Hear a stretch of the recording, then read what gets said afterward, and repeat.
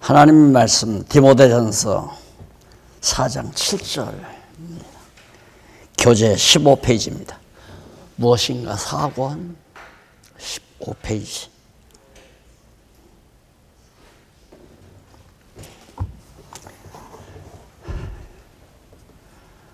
망령되고 허탄한 신화를 버리고 오직 경건에 이르기를 연습하라.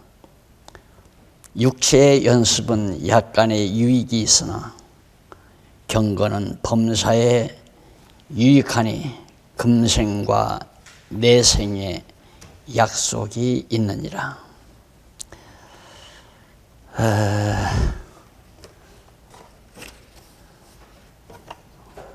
오늘 첫 시간은 경건이란 무엇인가에 대한 주제로 잠깐 말씀을 드리려고 합니다.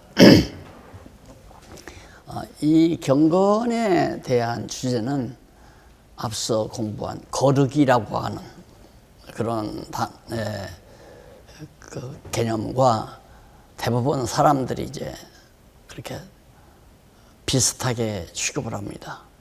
거룩하게 살아라, 경건하게 살아라라는 말을 같은 맥락에서 이해하게 되죠. 그러나 거룩이라고 하는 것과 경건이라고 하는 말은 전혀 다르죠. 거룩은 하나님의 기본 속성이고 경건은 우리 인간이 하나님 앞에서 갖춰야 될 태도를 말하는 거거든요. 엄밀히 말하면. 그러니까 전혀 다르잖아요. 그런데 이제 경건이라고 하는 말을 잘못 오해하다가 보니까 소위 이제 특히 종교 지도자들이 많은 우를 범하죠. 그래서 지난번 말씀드린 대로 거룩한 표정을 하기 위해서 자기 자세를 이제 다른 사람과 판이하게 좀 가지고자 하는 발걸음도 느리고 목소리 톤도 낮고 그리고 아주 정말 자세도 함부로 이렇게 움직이지 않는 그런 모습을 이제 거룩한 모습이다 이렇게 생각하는데 그건 거룩한 모습이 아니라 꼭 말하자면 경건한 척하는 그런 자세라고 이해하는 것이 더욱 분명하죠. 근데 사실 이 경건이라는 말을 핵심적으로 이해하는 건 그렇게 쉽지 않습니다. 그래서 많은 성도들이 이제 실수를 범하게 되고 많은 갈등을 겪는 부분이 또 이 부분입니다. 왜냐하면 처음에 교회에 입교해서 신앙생활을 조금 깊이 들어가다 보면 자주 듣는 말이 경건하게 살아라.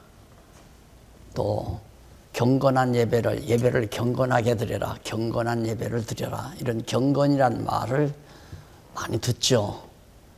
그런데 그게 그냥 깊이 있게 그걸 개념 정립을 알아놓게 되면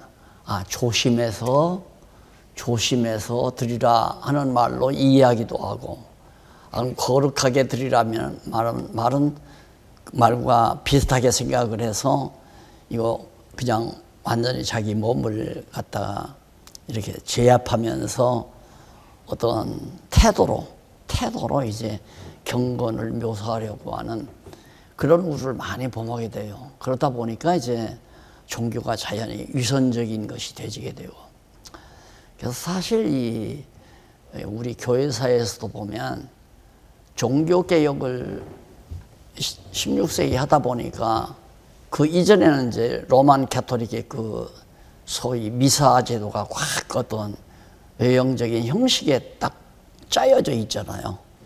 그래서 절대 그 안에 성당 안에 들어가서는 잡담도 하지 아니하고 무릎 꿇고 이렇게 앉아야 되고 그리고 움직이기도 잘 하지 말아야 되고 여자들은 머리에다가 수건을 쓰고 앉아야 되고 벌써 그렇게 해놓은 그 자체가 완전히 자기를 억압하는 거죠. 다. 그것이 이제 경건하다고 생각하는 거예요. 그런데 종교개혁을 딱 하고 나니까 이게 다 이거 아니로구나 해서 흩어져 버렸단 말입니다. 그런 걸 다 져버렸어요.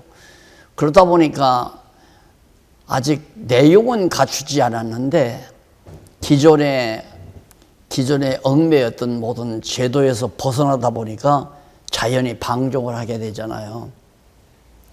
그러니까 이거 깨닫게 먼저 정확하게 진리를 깨닫게 해서 깨달음으로부터 그런 결과가 나와야 되는데 종교 개혁하니까 천주교에서 하는 모든 건 다 틀렸다, 잘못이다 해가지고 그들이 드리는 미사 제도를 다 폐지해버리고 하나님 말씀, 성경 말씀 중심의 신앙생활로 이제 전향을 하다 보니까 성경은 모르고 그러니까 그냥 방종하는 그런 분위기가 이제 교회 생활에서 나타나게 돼요. 그러니까 결국에 이제 한 17세기 스콜라 신학이 전성시대라고 할 수 있죠. 17세기 접어들어서는 경건주의 운동이 일어나잖아. 이래서는 안 된다. 우리 정말 바르게 진리를 찾기 위해서 개혁을 했으면 우리의 생활이 경건해야 된다 해서 그래서 경건주의 운동이 벌어진 거예요. 그 경건주의 운동을 일으키다 보니까 산속에 들어가서 중들이 수도하듯이 그런 식으로 절간을 짓는 게 아니라 수도원을 짓는 거죠. 그러니까 기독교 수도원이라고 하는 건 17세기 일어난 경건주의 운동에 의해서 지어지게 된 수도원은 불교의 불당과 비슷한 거예요. 예, 속세를 떠나서 여러 가지 잡생각하지 아니하고 오직 하나님만을 생각하고 태도를 아주 정결하게. 그래서 이제 뭐 결혼도 안 하는 기독교는 원래 천주교는 원래 결혼 안 했잖아요. 그래서 경건주의 운동하는 사람들도 이제 결혼을 회피하기도 하고 오직 자기를 아주 거룩한 그런 모습으로 가꾸기 위해서 수도원 생활이 이제 많이 벌어지고, 수도원은 원래 이제 구교 때부터 있었죠. 종교개혁 이전에부터. 그런데 이제 우리 개신교도 그런 경건주의 운동에 의해서 그런 맥락이 같은 로만 가톨릭의 수도원 운동의 그 정신과 비슷한 방법과 같은 그런 운동이 다시 펼쳐지게 됩니다. 이런 것들이 다 경건에 대한 확고한 성경적인 올바른 개념을 모르는 데서 그런 결과가 나오거든요. 그래서 이제 바울도 디모데에게 망령되고 허탄한 신화를 버리고 오직 경건에 이르기를 연습하라. 경건에 이르기를 연습하라. 육체의 연습은 약간의 유익이 있으나 경건은 진짜 바른 경건은 올바른 경건은 범사에 유익하니 금생 이 세상에 살 때나 다음 죽어서 우리가 하나님의 나라 내생에서의 분명한 약속이 보장되어 있는 것이다. 그만큼 경건이란 중요하다 그거예요. 그러면 바울의 이 말 속에는 두 가지 개념이 있어요. 하나는 육체의 연습으로 이루어지는 경건, 육체의 연습으로 이루어지는 경건. 또 하나는 정말 올바른 참 경건. 그래서 금생과 내생의 올바른 경건은, 그러니까 육체 연습에 의해서 육체의 모양을 내는 건 진짜 경건이 아니라는 거죠. 그러니까 경건에 이르기를 연습하라 해놓고 육체적으로 손을 합작한다거나 또 정말 걸음걸이를 느리게 한다거나 행동거지를 함부로 하지 아니하는 이런 삶을 갖다가 연습으로 가능하잖아요. 연습. 자꾸 수련을 쌓게 되면. 그러니까 절간의 노승들은, 절간의 그 불교 스님들은 그냥 딱 사람만 나오면 그게 연습이 돼가지고 다 이러잖아요. 바로. 그게 연습에서 나오는 거거든요. 그게. 그런 식으로. 그런 것이 약간의 유익은 있지만은 천국 가는데 내생과 금생의 내생에 약속은 없는 것이다. 이런 얘기죠. 자기 외부적으로. 그래서 하나님께서 이제 우리 인간을 이 세상에 있는 동안 우리 인간을 여호와 경외하기를 가르치는 방법이 하나님께서 교육 방법이죠. 하나님 당신을 경외할 수 있도록 가르치는 방법이 하나는 학습이에요, 학습. 또 하나는 실습이고요.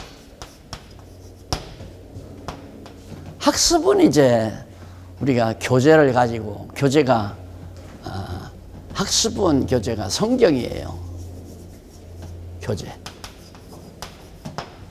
그런데 실습은 환경이에요, 환경. 하나님이 섭리하시는 환경. 그러니까 성경을 통해서 학습을 시킨다. 물론 오늘 우리가 지금 이렇게 앉아 있는 것은 앉아서 공부하는 거니 학습이죠. 학습인데 이것만이 진짜 하나님께서 가르치는 교육 방법이 아니라 우리의 생활 환경을 통해서 우리를 가르쳐요. 때로는 사업이 망하기도 하고 흥하기도 하고 또 때로는 이렇게 코로나가 발생하기도 하고 코로나가 다 잠잠하게도 만드시고 때로는 전쟁이 일어나기도 하고 때로는 평화가 정착되기도 하고 이런 모든 우리의 삶의 환경들이 하나님께서 우리를 하나님 경외하기를 가르치는 실습 생활이에요. 그러니까 내가 늘 그러잖아요. 우리가 사는 건 여호와 경외하기를 배우기 위해서, 공부하기 위해서, 배우기 위해서 산다. 그래서 학습으로는 성경을 열심히 보고 연구하고 배우고, 실습으로는 환경을 통해서 우리의 삶의 환경을, 그러니까 성경 공부 이후에는 전부 실습 시간이라고 생각해도 상관이 없어요.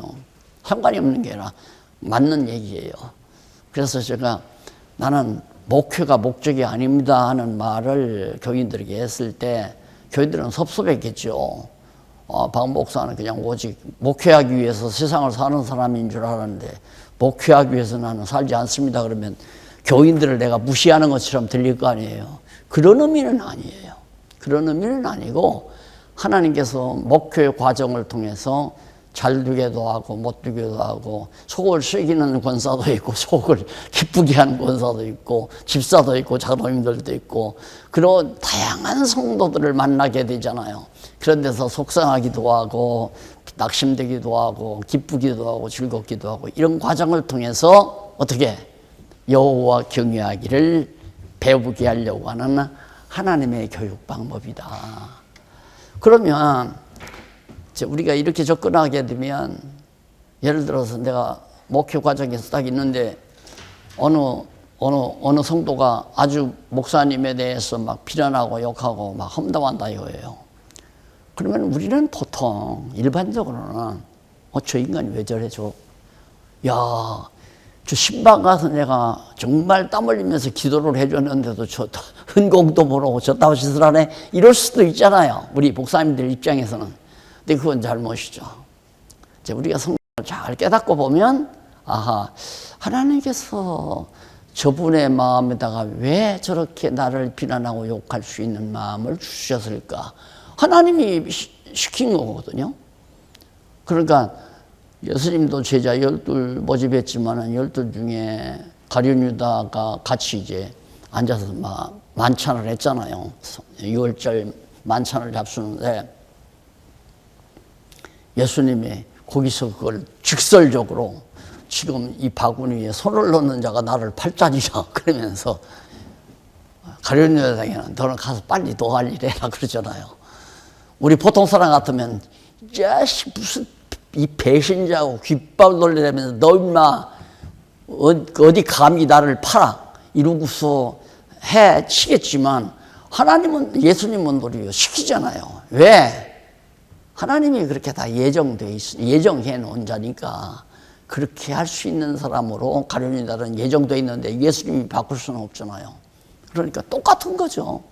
서령 집사가 성도가 나를 비난하고 욕한다 할지라도 그게 직접적으로 눈으로 보기에는 그 집사가 하는 것 같지만은 이면에는 하나님께서 지금 나를 실습시키기 위해서, 나를 실습을 시키기 위해서 그런 환경을 주는 거란 말입니다. 그러면 하나님이 왜 저분에게 저런 마음을 담아주셔서 나를 욕하게 할까? 그건 당연히 나를 실습시키기 위해서. 뭘 실습? 무슨 실습? 여호와 경외하는 실습을 시키기 위해서. 그러면 그런 과정을 통해서도 충분히 여호와 경외하기를 배우잖아요. 오직 여호와께서 이런 환경을 주셔가지고 그런 환경 속에서도 그 사람을 욕하거나 그 사람을 비난하거나 그 사람을 미워하는 그런 방향으로 가지 아니하고 더욱 여호와를 경외하는 마음으로 더욱 강하게 굳어져가는, 이제 그게 바로 실습이에요. 처음에는 그게 안 되더라도 2번, 3번 하다 보면 그걸 깨닫는단 말입니다. 점점 실습을 통해서. 그러니까 학문적으로, 이론적으로 학습을 해서 맞구나, 답이 맞네, 정확하네, 진짜 그렇구나, 이렇게 돼요. 이렇게 알면서도 행동을 안 나와요. 그러니까 제가 지금 이렇게 생각하게 되면 말씀동이 처음 80년대 초부터 명동에서부터 이게 불붙기, 사실은 청평에서 불붙기 시작했죠. 청평에서 불붙기, 호숫가에서. 거기서 이제 불붙기 시작해가지고 일어났는데, 뭐 한 5, 6년 이렇게 돼지고, 막 7, 8년 이렇게 넘어가서 뭐 2단 시비가 걸려도 계속해서 타오른단 말입니다. 그냥 그 전국 각지로. 그러니까 맞으니까. 학습을 해보니까 맞거든요. 그러니까 각 대도시마다 10명, 뭐 7, 8명씩 하는, 또 어떤 데는 한 20여 명씩 모여서 공부들을 막 쫙 해요. 그때는 테이프로. 지금 교재로 하는 게 아니라 테이프로. 그러다 보니까 막 기존 교회에서 2단이니 3단이니 그러니까 이제는 그러지 말고 우리들 또 교회를 세우자. 교회를 세운다 하니까 맞구나. 조금 공부한 분들이 내가 가서 목회하랍니다. 그걸 다 가서 목회를 했어요. 그런데 실습을 안 했기 때문에 완전히 행동이 바뀌지를 않아. 똑같아, 행동은. 알면서도 똑같아, 행동은. 모르는 사람이나 안 사람이나. 그러니까 이건 학습을 통해서 안 거거든요. 그러니까 내가 늘 말하지만 뭐 대학원을 나오고 뭐 대학 교수가 돼도 어디 바닷가에 놀러 가면 친구들끼리 둘러앉아서 그냥 나영봉 보이라거나 뭐 똑같아요. 그냥 그 화투놀이 그거 해가지고 이제 돈 따먹고 막걸리 따먹고 하는 거야. 행동이 다 똑같아. 다른 것이 없다 이 말이에요.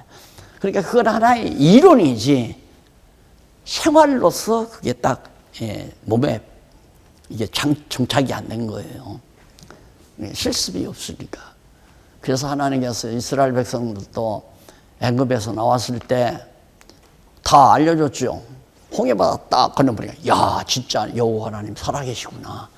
우리 아브라함과 이삭과 야곱의 하나님, 우리 조상의 하나님이 살아계셔서 바다가 갈라지다 막다 이렇게 됐구나. 그래서 여호와 하나님 가르쳐가지고 시내산에 와서 학습을 다 시켰잖아요.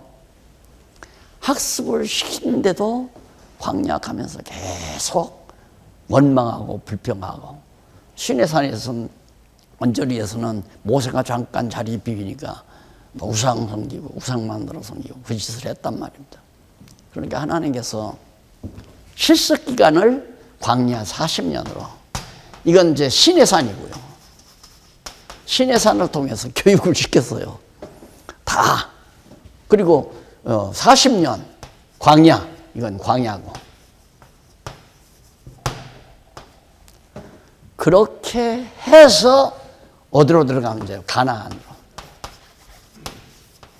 가나안 땅으로 들어가잖아요. 뭔 얘기를 하려고요? 바로 경건이라고 하는 것은 실습 생활을 통해서 나타나는 결과를 경건이라고 한다. 이렇게 생각하면 돼요.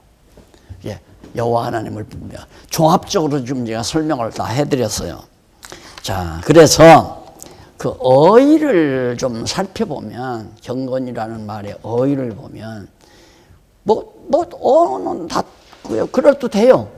그래서 그 하시드라는 말을 사용하는데, 이건 충실한, 때로는 아주 친절한 그런 뜻을 가지고 있고, 명사로는 경건한 자, 성도, 그걸 이제 경건이라고 말한다, 하시드라고 말한다. 그러니까 하시드 하면 성도예요. 성도란 거룩한 분이란 얘기 아니에요. 그런 의미에서 거룩과 경건이 이렇게 맥이 통하는 관계가 있는 거겠죠. 그러니까 거룩한 하나님, 우리는 경건한 성도, 이렇게 설명이.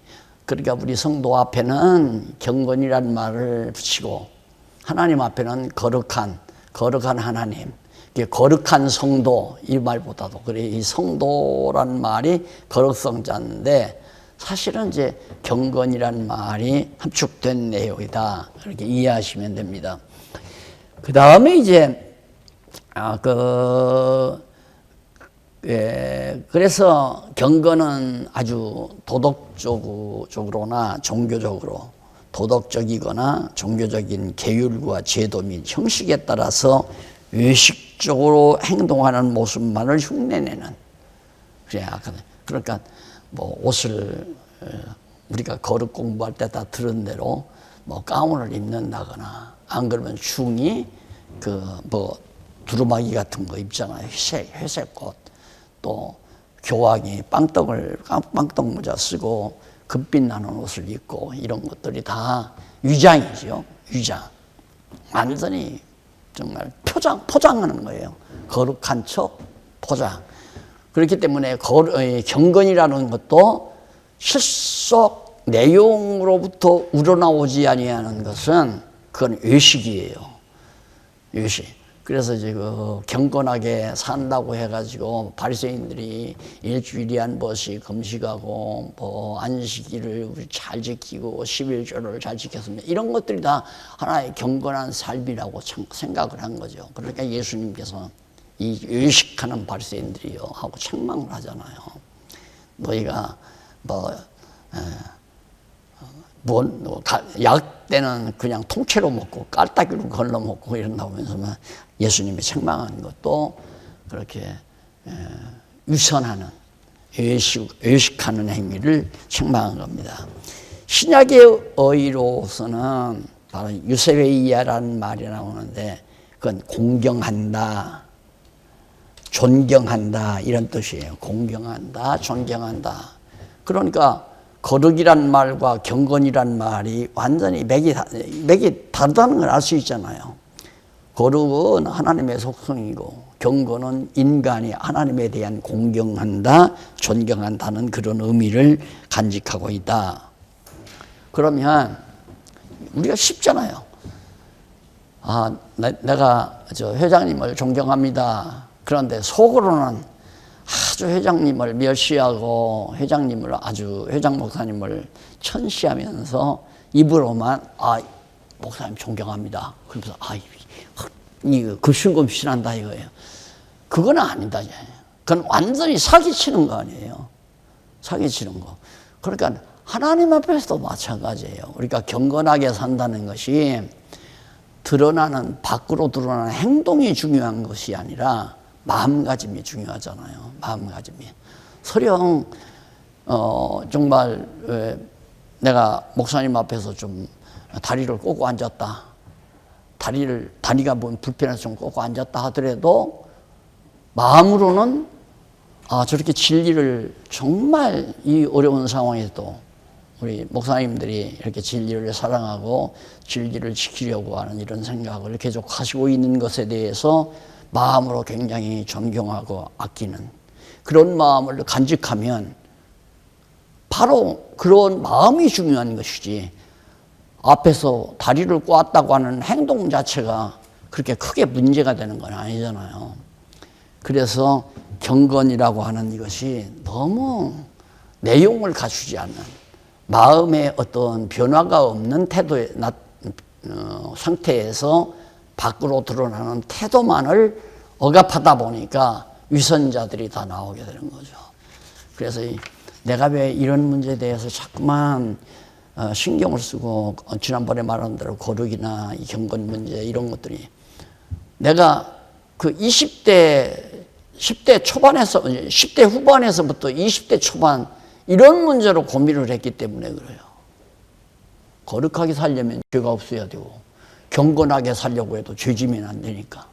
그래서 고민하다가 결국은 그것이 성경을 깨달으면서 정리가 되기에 그걸 이제 짤막하게라도 이렇게 대목대목 재해석해서 정리를 해드리는 겁니다. 그럼 정의란 뭐냐? 경건을 간단하게 정의를 내리자면 거기 나오죠. 제루에 3번 경건의 정의해가지고 일반적으로 사전에서는 경건이란 말을 공경하는 마음으로 삼가며 조심성이 있음, 이걸 경건이라고 그래요. 그러니까 중요한 것은 공경하는 마음으로, 그렇게 공경하는 마음이 중요한 거죠. 그런 마음으로 삼가하며 조심성이 있는, 그래서 함부로 움직이지 아니하고 함부로 정말 언동하지 아니하는 그런 조심성을 가지는 걸 경건이라고 한다. 그렇게 이제 국어사전에 정의를 해요.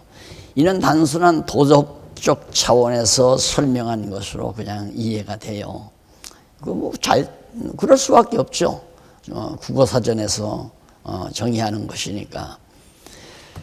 그러나 그 다음 문단에 보면 밑에서 5째 줄 경건이라는 말은 크게 두 가지로 분류되는데, 하나는 피조물에 의한 것이고 다른 하나는 창조주 하나님에 의한 것이다.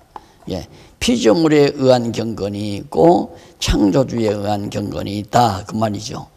피조물에 의한 경건은 도덕성에 의해 나타나는 심리적인 마음의 자태를 말하고, 그리고 창조주 하나님에 의한 경건은 진리에 의한 종교적인 마음의 자태를 말한다. 전혀 다르잖아요. 도덕과 종교, 이게 인간적인 도덕성에 의한 것은 인간 앞에서 도덕성에 의해서, 그러니까 그냥 신앙이 없어도, 신앙생활을 하지 않아도 상당히 그 태도가 점잖으신 분들 있잖아요. 어린 사람, 자기보다 나이 적은 사람이라 앞에다도, 또 나이가 많은 분에게도 함부로 태도를 취하지 아니하고 말도 함부로 하지 아니하는, 그건 다 도덕성에 의해서 그러는 거예요. 종교적인 선은 하나님에 의해서, 하나님의 말씀을 깨닫고 보니까 하나님의 장엄하심과 위대하심 앞에 자연의 자기는 초라한 모습으로 비치게 되니까 태도가 자연스럽게 겸허한 태도로 나타나게 되죠. 그래서 차이가 있는 것이다. 그래서 성경이 말하는 경건은 진정한 의미에서 다음과 같이 정의할 수 있죠. 이쪽 19페이지 두 번째 문단에 나오잖아요. 있는데 뭐냐? 곧 영원 자존하시는 하나님의 존재, 영원 자존하시는 하나님의 존재와 속성을 깨달아 알고 마음과 뜻을 다해 그를 경외하는 지혜자의 심리적 자태, 이것이 바로 진짜 성경이 말하는 올바른 경건이다. 그러니까 영원 자존하시는 하나님의 존재와 속성을 깨달아 알고 했을 때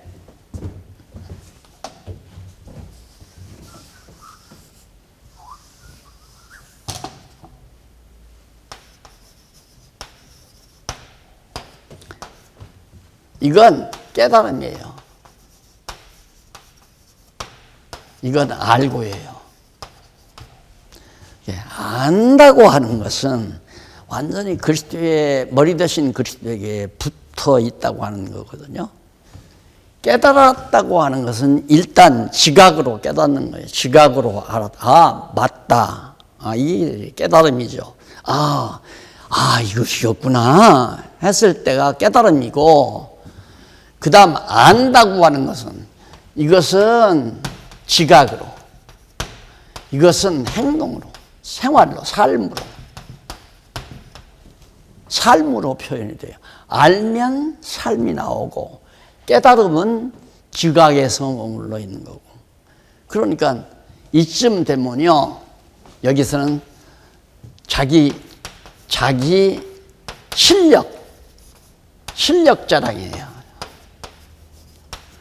이것은 자기 실력 자랑이 아니라 여호와 이름 자랑이에요. 여호와 이름. 전혀 다르죠. 이렇게 예민하고 예리한 부분이 정리가 안 되니까 성경 공부하고 깨달으면 다 된 줄 안다 이거예요. 다 된 줄.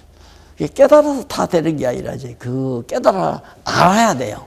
알면 완전히 자기 뜻 저버리고 머리 대신 예수님의 뜻을 받아들이는, 그게 수동적으로 받아들이는 관계가 안 관계거든요. 기노스코란 말이, 그러니까 내가 언젠가도 말했지만 그 그리스 같은 데가 잘못해가지고 내가 저 여자를 안다 이랬다가는 크게 망신당한다고. 저 여자를 알았단 말은 저 여자와 내가 한 몸을 이루었다, 그런 뜻과 같다는 얘기예요. 그 귀노스코란 말이, 안다라고 하는 말이. 그리고 함부로 나는 알고 있다란 말을, 우리말에는 그게 뭐 알았단 말이나 깨달았단 말이나 다 비슷하잖아요. 달라요, 전혀. 성경에서는. 그래, 깨달아 알고, 내가 보통 이 글을 그렇게 자주 쓰죠. 근데 깨달아 알고라고 쓰면서 이게 내가 이렇게 정리하고 있는 이대로 이 내용이, 이걸 읽는 그 사람들이 정말 이해를 할까, 이런 생각을 하면서, 하지만 오늘 구체적으로 제가 이렇게 설명을 해드린 거예요. 하나님의 교육 방법이에요. 하나님께서 우리를 여호와 경외하기를 가르치는 교육 방법이 이런 과정을 통해서, 성경 공부를 안 하면 이거나야 실습은 불가능한 거죠. 실습은, 성경 공부를 안 하면 실습은 뭘 깨닫냐면 자기 기술이 발달해요. 기술. 그래서 경건의 연습은 육체에 조금은 유익하다 이거예요. 육체의 연습은 조금은 유익하다. 여기 처음 본문에 나왔잖아요. 육체의 연습은 약간의 유익이 있으나, 육체의 연습은 행동에, 그리고 약간의 유익. 예를 들어서 계속 어른 앞에 가면 빨리 손을 모으고, 인사를 할 때 손을 모으고 인사를 한다. 배꼽에다 손을 대고 인사를 한다. 유치원에 아이들 보내면 이것부터 시키잖아요. 배꼽에 손 하고, 이렇게 어른들에게. 이게 연습을 시키는 거죠. 그러면 그게 배게 되면 이놈이 점점 크면서도 꼭 어른들이 인사할 때는 배꼽에 손 넣고 얹으니까 좀 유익은 하지만은 하나님 나라에 대한 상급은 없는 거예요. 그러니까 천국 갈 수 있는 하나님의 백성으로서의 내면이 갖추어지지 않는 거다. 그것 가지고는 이제 그런 얘기예요.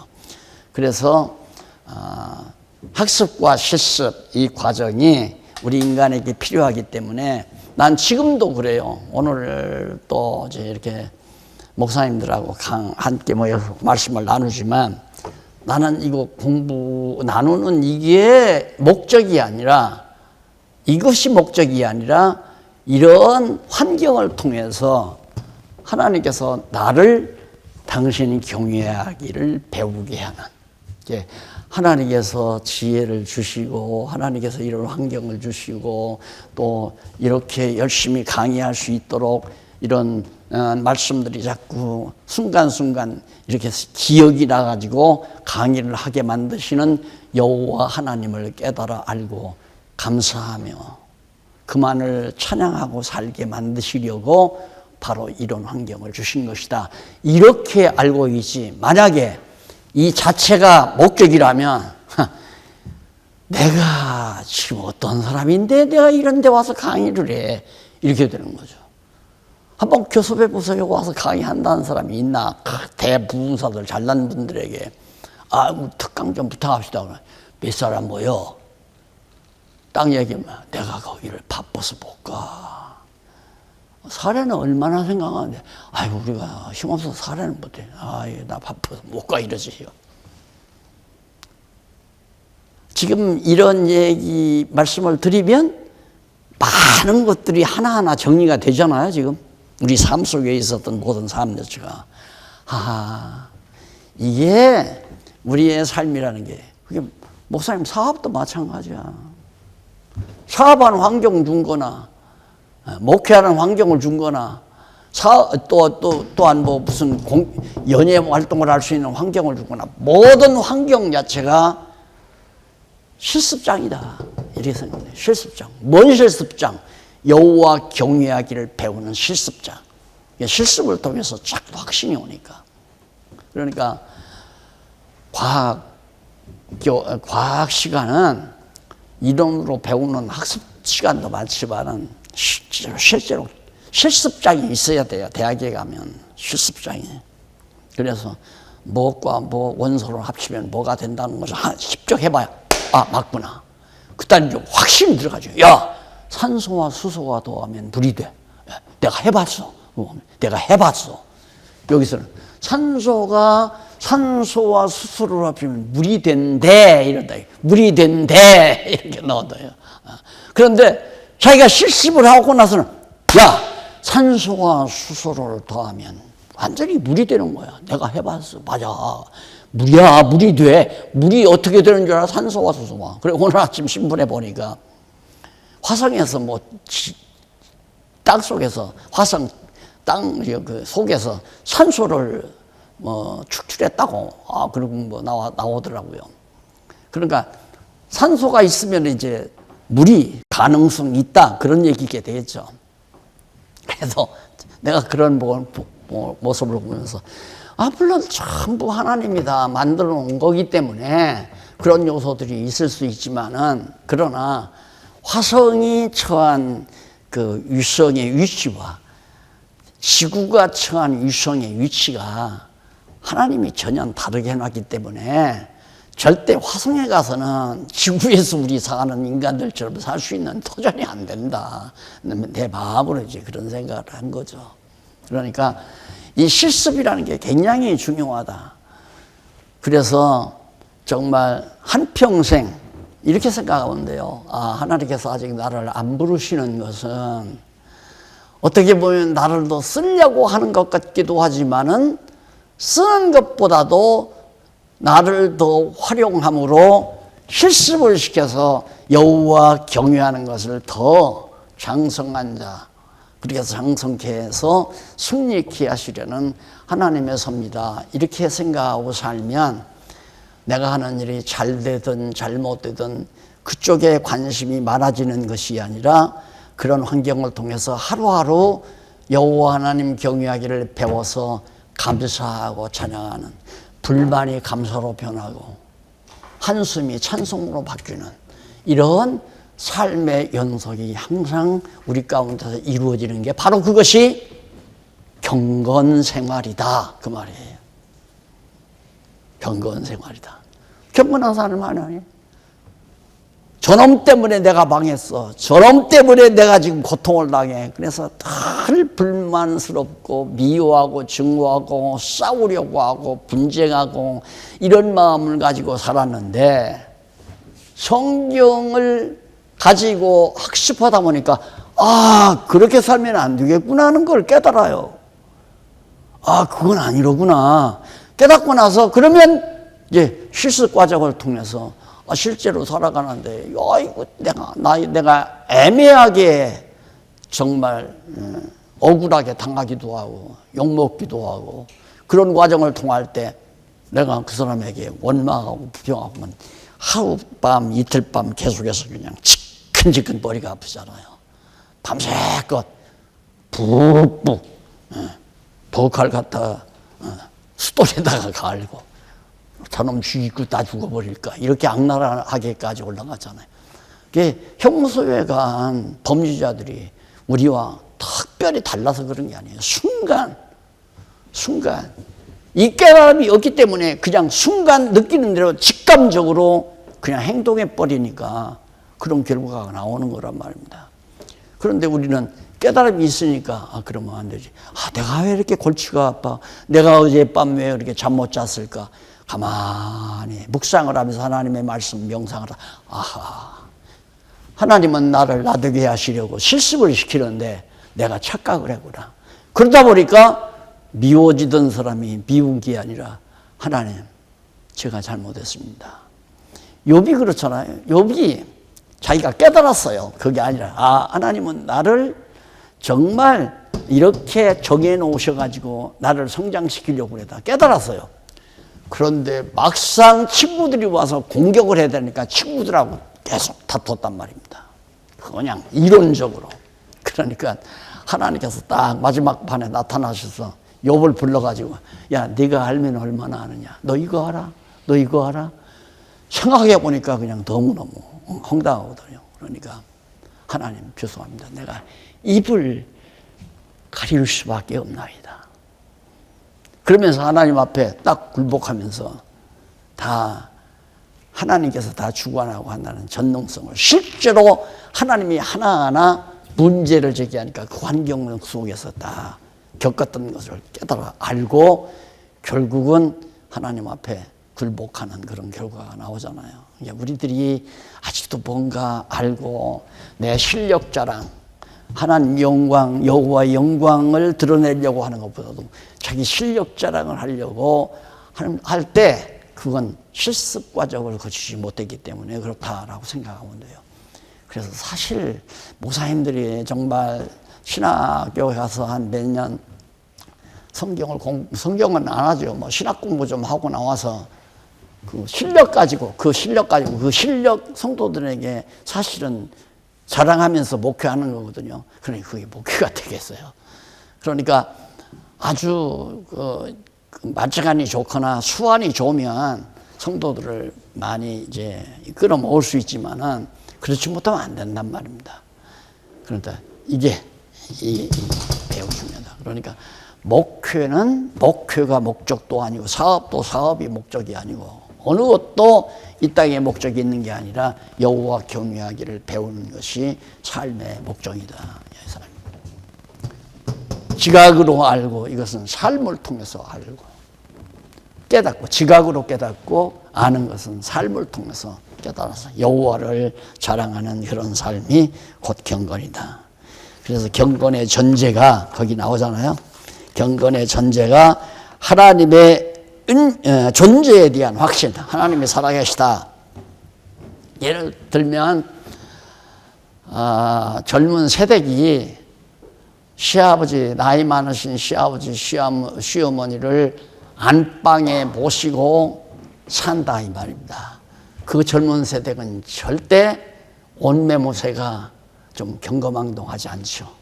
항상 온몸을 가리는 그런 옷으로 왜? 어른 앞이니까 그렇게 절대 미니스커트나 무슨 배꼽 티나 배꼽 나오는 그런 배꼽 티나 이런 거 안 입는단 말입니다. 있는 줄 아니까 부모님이 있는 줄 아니까. 그러나 그런 부모가 없는 분은 자기 젊은 두 부부 신부 신랑이 잠옷 입고도 막 돌아다니고 막 같이 한 방에 한 울 안에서 그것이 방종으로 드러나 버리죠. 그러니까 하나님이 존재하다고 하는 사실을 확실히 깨닫고 정말 그렇구나 알면 자연스럽게 조심스러워진다 이 말입니다. 그렇잖아요. 내 마음대로 하려고 하지도 않고 하나님의 뜻이 무엇인지를 먼저 헤아리게 되고 그렇잖아요. 아버지 어머니가 살아계시는데 지 마음대로 아파트 팔아서 이사 가려고 하는 아들놈이 어디 있어요. 지금 아버지 집에서 사는데. 그러니까 자연히 집이 좁다 이거예요. 근데 자기가 돈을 모아서 돈을 저축해 놨으면 조용히 두 아들 며느리가 아버지 어머니 앞에 딱 들어가서 어머니 아버지 이제 손자도 내일 모레면 나올 것 같아요. 근데 집이 좁으니까 이 아파트를 팔고 제가 은행에 저축한 돈이 얼마 있으니까 이걸 모아가지고 한 100평 더 늘려서 이사 가면 어떨까요? 그 아버지의 의사를 묻는 거 아니겠습니까? 그게 경건한 삶이에요. 쉽게 말하면. 그러니까 오늘 우리들이 무슨 일을 하려고 할 때 내 생각대로 그냥 하지 아니하고 하나님의 뜻을 먼저 생각하고 사는 것, 그게 경건 생활이다. 더 이제 강의할 것이 없죠. 다 정리가 됐으니까. 그래서 하나님에 대한 존재도 중요하고 하나님의 속성도 중요하고, 쉽게 말하면 성경신앙을 알아야 한다는 얘기 아니에요. 그렇죠? 하나님의 존재와 속성을 깨닫고 나면 경건한 상태가 이루어져요. 5번째 22페이지 경건한 상태. 상태가 뭐냐? 육체의 소욕보다도 성령의 소욕이 강화돼요. 자연히. 당연하죠. 또 예를 들지만 어머니 아버지하고 같이 사는데 자기 맘대로 하려고 하는 생각보다는 뭐가?